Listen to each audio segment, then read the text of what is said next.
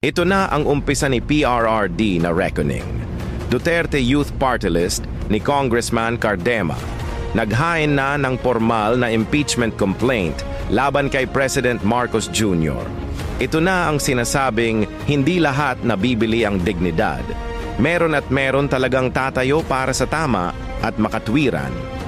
Ako, sa tingin ko tama lang din ang hakbang na ito.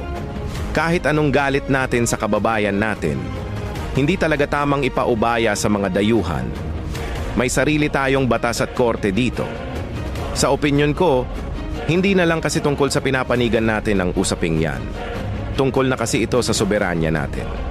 Paano na lang kung maulit pa sa kahit sinong Pilipino ang ginawa nila kay PRRD? Sana sa hakbang na ito ay si PRRD na ang huli.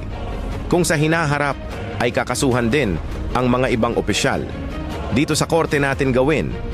Huwag nating bastusin ang mga korte ng Pilipinas. Sa ginawa kasi nila kay PRRD para tayong ginawang probinsya ng Netherlands.